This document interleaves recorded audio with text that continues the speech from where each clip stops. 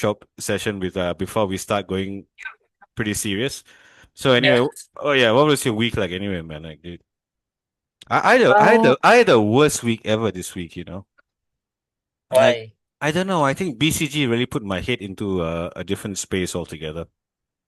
SCG. Yeah, the most. I don't want to say anything too bad, lah, but I think they reconstructed people's minds altogether that what we thought was right is not right anymore. I'll tell you about it another time on a personal text, lah. But yeah. Okay. And you, what was your biggest Uh, I think, I think the most interesting thing was waking up to see someone getting caught cheating on the Coldplay concert. No, that was funny though. I saw. I just posted about it on LinkedIn as well. The CEO and the chief people officer, right? Yeah, and you know the woman that was beside them laughing, Yeah, she recently got promoted as well. yeah. She became a director of HR or something. What? Yeah, so she probably knew about the affair and then It's damn stupid, they lah. It's damn stupid, lah. That's so dumb. And apparently, he's worth 1.3 billion, Sean. yeah. I thought it was some small time guy, you know. No, Hmm. but his company is worth like billions. Yeah. Well, he's lost everything in 2 minutes by Chris Martin, so it's okay. Okay. Anyway, Sean, let's start officially.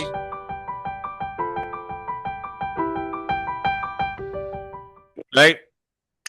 Sean, thank you so much for joining us on the Inform Musing podcast. It's been an honor and absolute pleasure to have you. All right. It's probably Thank you. our highlight of all the past six podcasts we've ever done. And so I'm here to ask a couple of questions, not just for myself or for my personal team, but also more for us to understand where you feel the world is heading towards. And I think after reading your Substack accounts or reading your post and understanding where your experiences lie, I think there's a human element behind a lot of things Mm-hmm. that we do today, right? So, Sean, Mm-hmm. let's start with you introducing yourself and who is Sean? Yeah, thanks for having me, Rukesh. So I'm Shawn. I've been in the space of advertising. I started my career in advertising as a copywriter. I became a journalist because that was what I was wanting to do. Mhm, So I've been around content for my whole career, mhm, creating content, different forms of it. Um, but it's telling a story that has always been the basis of my core, right? It's always te- telling how a company or a brand is promoting their products and all. And now I'm a content creator where I tell my own story, but I also continue to help my clients tell my story. As you mentioned earlier, like I have a newsletter and I have a podcast where I teach people how to tell their story authentically. mhm. And on my podcast, I speak to leaders, founders, creators on how their own personal challenges have shaped them. Because my own personal challenge, I'm a queer person. I grew up hiding my own identity, wearing a mask, and that led me down a path of like getting arrested at 15, getting arrested again at 16.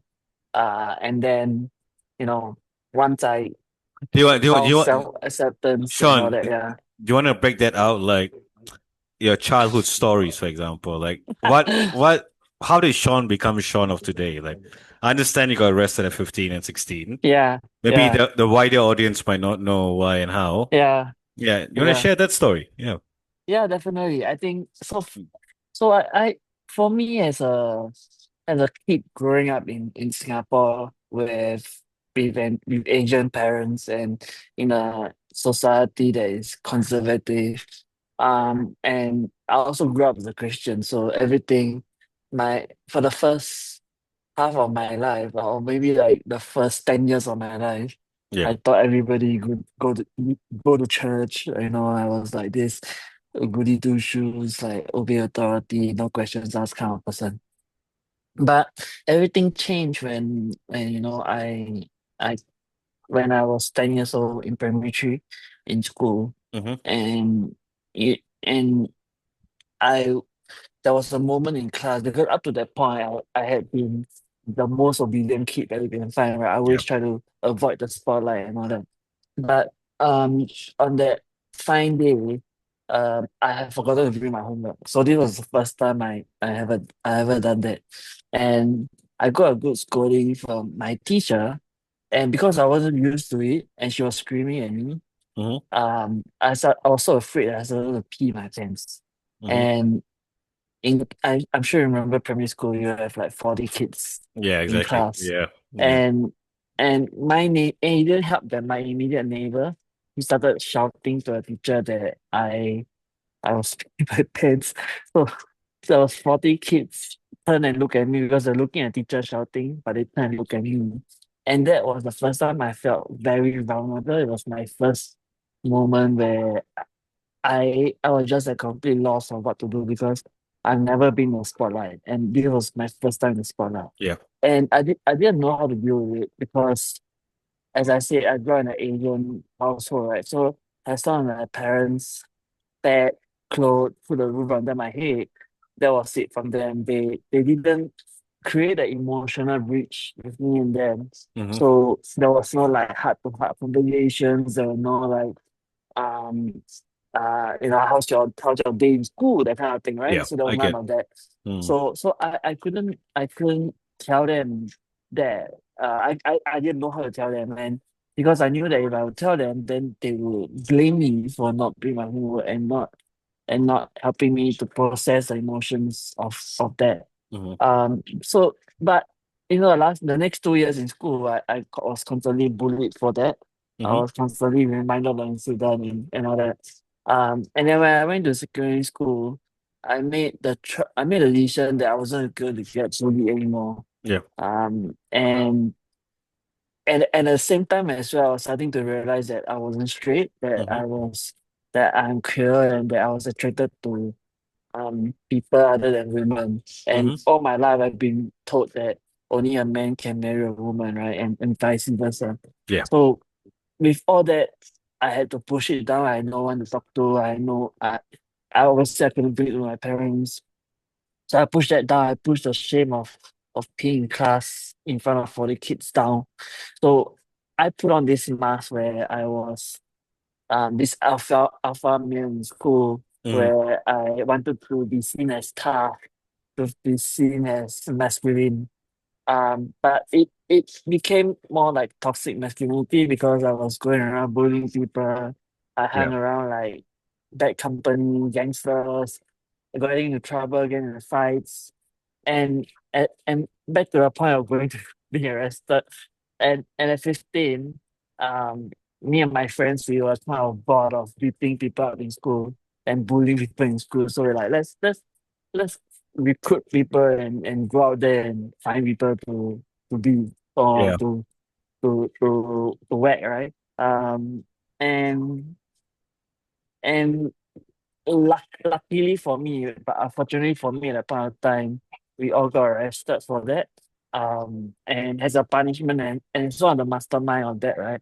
I had to spend a month in juvenile home. And then I had to serve like 15 months of supervised probation and counseling. Mm-hmm. So which meant that I had to be home by a certain time, Yep. 6 p.m., 7 Yep. p.m. Yep. I had to go for counseling every other week. Mm-hmm. But I didn't change. Like to me, that was uh Like a stepping a stone, like it, yeah, it it was was like like, a oh, promotion. I'm more, Yeah. Yeah. yeah, I had more of a Mm-hmm. street cred now. Mm-hmm. But I think also um when I got caught, and I was in a police station overnight. They were trying to question me and all that, right? Mm-hmm. And the next day when my father picked me up, he was so angry he didn't speak to me. We drove the 40-minute ride home without talking. Um he didn't need to ask me what happened because the police officers already told him. Mm-hmm. So but he didn't want to hear my point of view and why I was doing this. So I really had nobody to talk to. So once I reached home, and this was like 9, 10 a.m. I recall.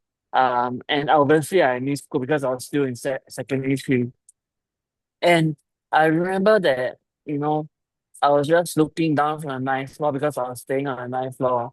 And I was just thinking, what if I end it now? Because I had no one to talk to. I couldn't see a road ahead. But to me, to me, that was a moment of weakness for me.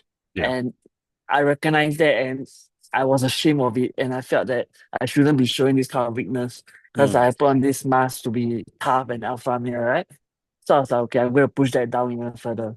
So I continued down the path, and a few months later, half a year later, I got arrested again in school for stealing money and items. Mm-hmm. And at 16 in Singapore, because I was 16 already by then, Mm-hmm. at 16 in Singapore, you can be charged as an adult. Adults, yeah. Yeah, so for me, my life would have gone on a different path if I had gone to Mm. jail then and there. But I had a good probation officer who fought for me Mm-hmm. and argued my case in front of a judge that, he deserved another chance Yeah. to try and change. Mm-hmm. And the judge reluctantly agreed with him and passed down another sentence of extended probation. And because after the judge passed the sentence, I had to be built up by my parents. I was placed in a lockup first while waiting for them, and I was in this like room. It wasn't very big. It was a cell in the court. And there were like 20 to 30 people there, so it was quite cramped. Mm. And these were like people who were repeated Offenders. Yeah. offenders, and these were men way older than me. I was 16 and they were like 30, 40 and Mm-hmm. above. Mm-hmm. And me and my friend who was arrested, like literally my partner in crime, Mm-hmm. he went into the cell. We went to a cell together, and he started making friends, started like networking. He was like, "Oh, what do you do? What can we What's learn your from rap each sheet? other? Yeah, exactly. Yeah, yeah, Yeah. what can we do outside together, that kind of thing." Mm. But for me, I sat in the cell and I saw my life flashing in front of me because I was like, this is going to be me in 5 years' time if I don't change, if I don't make effort to go on a different path, right? This will be me. Exactly. And Mm. I very clearly remember this guy, this man who was like in his 50s or 60s. I don't know who he was talking to because those who haven't gotten beard, they would be given a phone by the court officials to call. Mm. And he was screaming into the phone. And I assumed that he was talking to his parents because he was scolding his parents. He was Yeah. Like throwing that. vulgarities to But his that parents. that brings up my next question as well. Do you ever blame your parents for how uh your circumstances evolved? I don't really blame them for um for what happened to me, but I think it's their own upbringing, right? Their parents didn't treat them the same way. Correct. Yeah. Uh, no, sorry, let me correct that. Their Mm. parents probably treated them in the same way, which is Mm. what they knew and how they treated me as Mm-hmm. well. Like, no emotional connection. It's just your physical needs are matched. That's it. Mm-hmm. And yeah, so and being going down that path was my own decision, but I re- and But is it there a was not. was there a correlation between say like for me I know my father, my mom and dad are very similar to your mom and dad. So you got food, you got shelter, you go and study. It's the only job you have to do, right? There's nothing else in between, right? Mhm, Because I grew up in the 80s. So I think my opinion about the whole thing is that I think that there is a driving factor behind it, right? mhm. Oh no. Or you think it's nothing to do with it. It's personal choices. Because I don't believe anyone who is 13, 14, 15 makes that kind of choices. Yeah, I think if during the entire time, it, like during the entire time, my parents had sat down and tried to figure out what was going on, or instead of punishing me after the fact, right? Then Correct. Yeah. I would have shared more, but there was none of that in the sense, um, in terms of trying to figure out like why I was doing what I was doing. So it Mm. was a lot of like, you you you made a mistake, I'm punishing you. That's it. Yeah. Mm, okay. Mm. All right, Sean, let's move on. This is a great, it kind of shaped you, didn't it? I Yeah, think the entire experience shaped you. And then your first job after was also something that I believe I read one of your stories before, where when you started off and you thought you were not good enough, and then you became good enough, and then they terminated you from your role. And yeah, then you have to decide to figure out what life means for you after, right? yeah, Yeah. yeah. You, So after advertising, like I was after my third agency in advertising, I was like, hmm I want to pursue journalism, hmm because I wasn't enjoying myself in um writing ads, creating ads, right? hmm So I was like, okay, I'm gonna pursue it. So I my first job in journalism was as a sports journalist, Yeah, and I remember it that. was Yeah. the first time I really enjoyed my role. hmm But it only lasted a year because the company got bought by a production firm from the UK, hmm and they realized that we were not making enough revenue to sustain for a long term. So they let us all go. So that was the first time like I lost my job.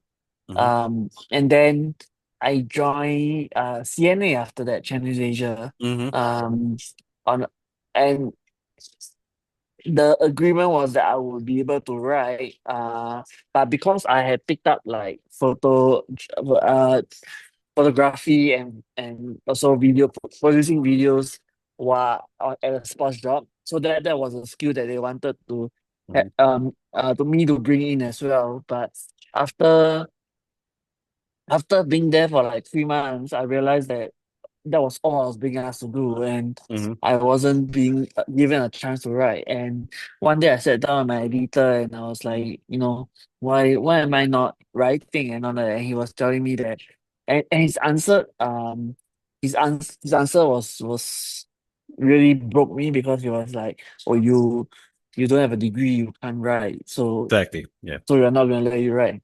And that was the moment that I knew that I wasn't going to stay here for very long. hmm Because it was ultimately also a dream. It looks good on my resume. You know I reached the pinnacle of like journalism, right? Like being in a mainstream company. But if I wasn't going to do what I was if I was dragging myself to work, not enjoying what I was doing, then there was no point in doing it.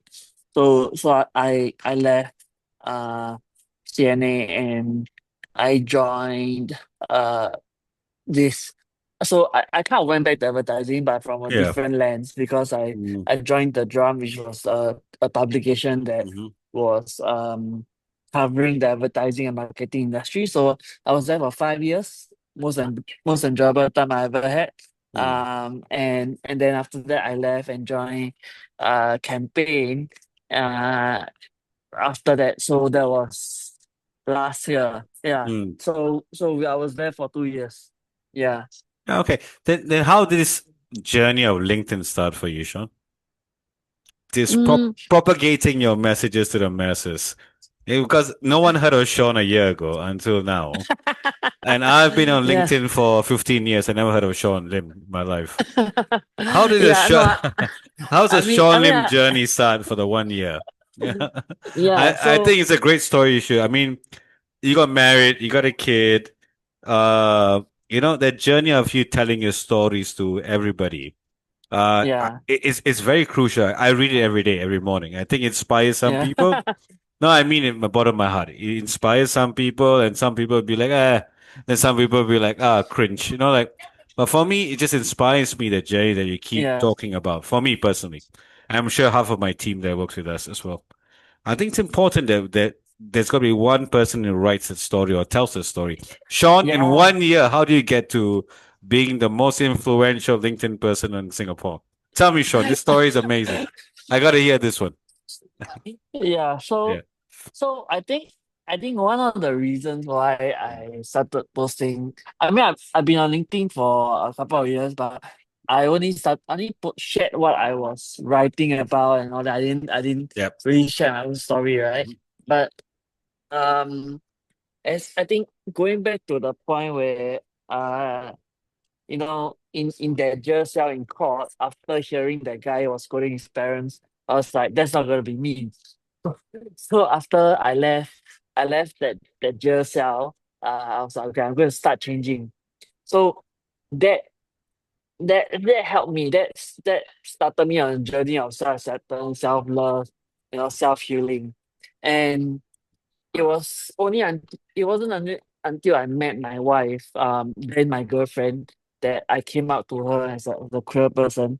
But I didn't really come out publicly. But did that really affect you though, Sean, being queer? Being um did it affect you be it professionally or personally?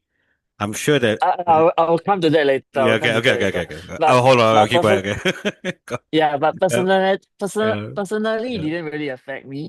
Mm. My relationship with my wife and all that.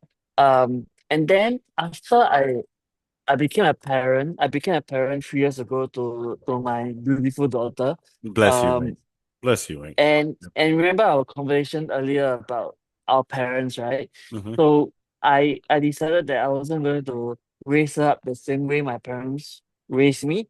I'm going to break the cycle, and that meant that I had to live my own authentic life. I had Mm-hmm. to, be be able to show her that it's okay to be yourself.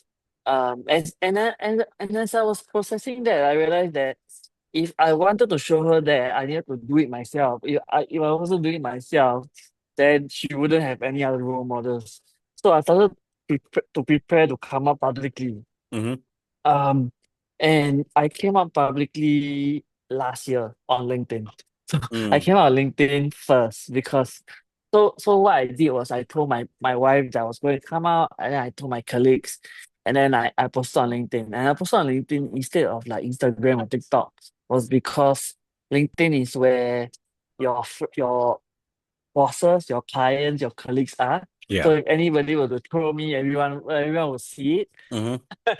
So I was like, okay, the safest place for me to do it. So I posted on LinkedIn. I posted on LinkedIn, and I just it was my birthday, so I posted on 21st May, and I didn't look at I turned off the app. I turned on notification. I didn't look at it for the next few days. Mm-hmm. Um, and I just got a lot of messages. People were texting me, or thank you for being authentic, self. Thank you for um, you know, sharing your story and all that. So that was okay. But I think after I came out, things started changing at work. Um, because there was this newfound fame in a sense. Yeah. And and my ad company, to cut a long story short, they felt that I was using social media too much, and that was one of the reasons why I left as well. Mm-hmm. Um, so it affected me professionally in that sense because um I mean, there were people affected a day job, lah, let's say, lah. in a sense because Yeah. my ex colleagues were starting to get jealous Mm. essentially Yeah, exactly. of that. So yeah, so when I left, I was thinking of so okay. So backtrack a little bit. So after I came out in June, my daughter was diagnosed with global developmental delay, which Oh, means so, that she's 1 year behind her peers in terms of growth. And the doctor I'm so also was sorry. saying that I'm so yeah. th- I'm so sorry. thanks she might be autistic and on the spectrum as a neurodiverse child. So that was also a big blow that my wife and I had to cope with. But after I left in October last year, my most recent my previous job, right? Mm-hmm. I was thinking, how can I create something that um my daughter can learn from in the future, in the sense that leaving a legacy behind for her, because we always talk about like financial wealth, we always talk about property that we leave behind for people we love, right? Mm-hmm. But what about a platform? What about a storytelling kind of angle Yeah. that I can leave it behind for her? And that's why I started human algorithm. Mm-hmm. And why and starting human algorithm, I needed a way to promote it, right? Instead of buying ads and all that. So I realized that I was going to start writing more on LinkedIn to Mm. tell my own story. But when I first started writing on LinkedIn, I was sharing everything under the sun. I wasn't sharing my own story yet. But so I was sharing everything under the sun, and a little bit of my story. But I very soon realized that people were catching on to my story and not the other things that I was sharing. Mm-hmm. So I started to I started so that was an interesting observation for me, and I decided that I was gonna start telling more of my own stories. And that's why I'm now a regular poster on Yep. LinkedIn. And Yeah. it's also someone I think a lot of my people look forward to. I always do this thing 30 minutes, Sean. But for you, I'll give you another 10 more minutes. Because there's one, no, normally I stop at 30 minutes. But there's something I really want to ask though, Sean, because like I said, you're a huge inspiration for someone like myself as well. Like, I failed, I came back up. You fight stories, you fight your battles, you fight human algorithm stories. I've been to your Substack multiple times and I read a lot of your articles. And I believe what you're writing about is not so much about it's human versus tech, human versus business, human versus it's a human at the core of everything that you write about. Yeah. Do you want to share a bit about that, bro? Yeah. Yeah. Um, And I think it yeah, means a lot to thank a lot of people, I think. Really, I do. I mean, yeah. I read I it, mean, but I hope people do read it as well. so Yeah. thank you for Mm. being a, Yeah. a, a reader and a supporter. Subscriber as well. Uh, Mhm. are you paid subscriber? After this, I'll be. Since you asked me now, I can't say no. I'll be a paid subscriber after this. Okay, okay. Uh, Yeah, no. so thanks for the incoming support. But yeah, I think the reason why I call it human algorithm is because we live in an age of automation and AI now, right? And being human has almost become this lost art Mhm. that you see on LinkedIn now, like a lot of ChatGPT written posts, Mhm. a lot of very surface level authenticity, right? Yep.